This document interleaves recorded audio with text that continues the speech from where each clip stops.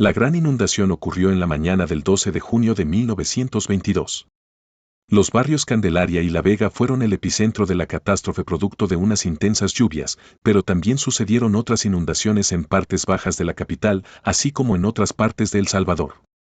Dos de los principales barrios de San Salvador, Candelaria y La Vega, fueron sorprendidos por una gran inundación en el primer cuarto del siglo pasado, en 1922, cuando se desbordaron los ríos Arenal y Aceloate debido a persistentes lluvias, después de más de 100 años. Esas son parte de las zonas donde se vigila con especial atención el caudal de los ríos cuando azota una tormenta considerable. ¿Cómo era todo en aquel entonces? Para situar en contexto, San Salvador era para las primeras 2 décadas del siglo pasado una ciudad tan pequeñita que sitios que hoy se conocen como el parqueo de la calle Los Ilustres era todo monte y grandes guayabales. La calle Arce estaba llena de predios baldíos y el filo de la ciudad se encontraba en el Hospital Rosales. En el otro extremo, a San Jacinto se llegaba por un puente angosto por medio del tranvía, primero de mulas y después eléctrico, según narra en el libro Estampas del Viejo San Salvador, Julio César Castro. Para 1843 sí se tenían ya cañerías que llevaban el agua hasta la ciudad y los fontaneros también figuraban entre los oficios muy solicitados, teniendo que esperar hasta 3 días para que ellos prestaran sus servicios. Sin embargo, los primeros acueductos subterráneos y cloacas de San Salvador se comenzaron a construir en 1868, durante la administración del presidente Francisco Dueñas, unos 50 años antes de la gran inundación, de acuerdo al libro Crónicas de Oro, San Salvador, tomo primero.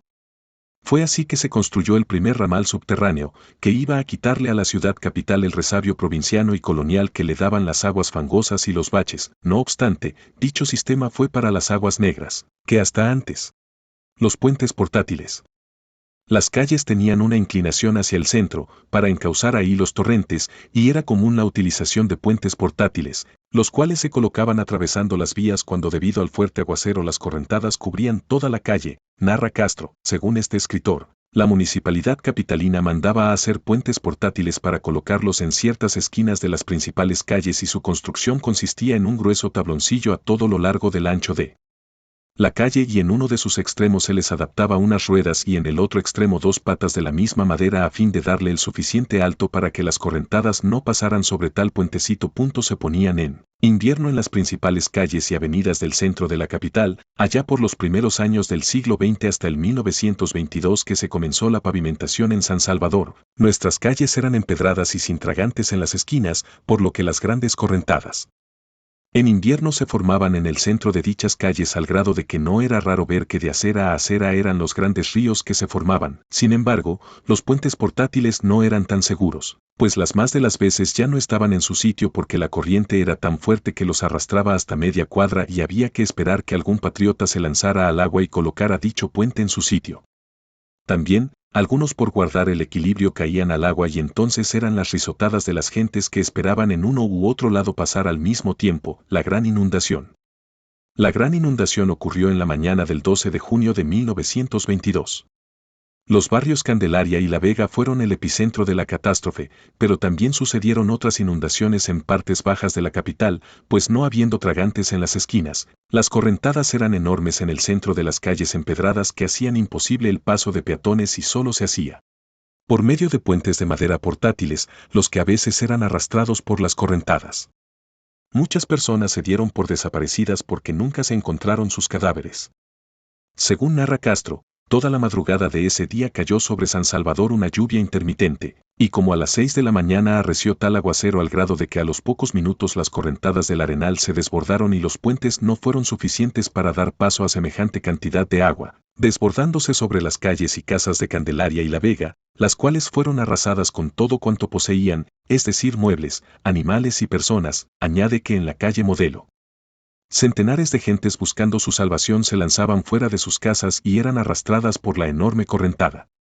Hubo casos en que algunos se hacían fuertemente a los barrotes de los balcones y aún así eran arrebatados por la fuerza de la corriente, ahogándose y sus cuerpos se perdieron a todo lo largo del río. Una laguna se formó en la plazuela del barrio Candelaria, de donde solamente emergía la iglesia de Candelaria y las casas alrededor que no habían sido arrastradas por la correntada se veían casi a la mitad. Algunas personas se salvaron al subir al techo de una de las viviendas que quedó en pie. desde la cual escaparon mediante un lazo que formaba como un puente colgante. Quienes vivíamos cerca y nos dimos cuenta cabal de todo, logramos cuando amainó un poco la lluvia y las aguas iban bajando de nivel, y amarrados a la cintura con lazos para no ser arrastrados, atravesamos la laguna formada y anduvimos registrando los escombros de donde se sacaban algunos cadáveres, relata Castro. Los cuadros que vimos esa mañana eran desgarradores, pues algunas gentes gritaban enloquecidas buscando a sus hijos, a sus madres o a sus parientes, y poco a poco se fueron sabiendo los nombres de los ahogados que fueron quedando dentro del lodo a lo largo del río, pues muchos fueron encontrados más allá. El suceso quedó registrado en las paredes de la Administración de Rentas, donde se apreciaba el nivel que alcanzaron las aguas en el puente de la Vega. Castro, que presenció tal tragedia, recuerda que las aguas de forma fácil tumbaban las casas y todo cuanto había dentro era arrastrado por la corriente.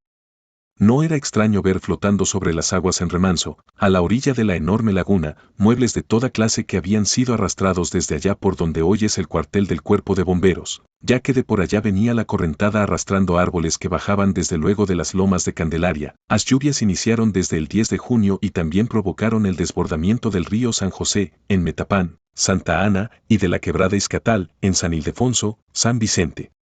Inundaciones en cultivos en Chalatenango, el derrumbe del puente Bolaños en el río Jiboa, Cuscatlán, y del aumento del caudal del río Acahuapa, San Vicente, según las publicaciones. Unas 300 personas murieron en San Salvador y otras 24 en Colón, La Libertad.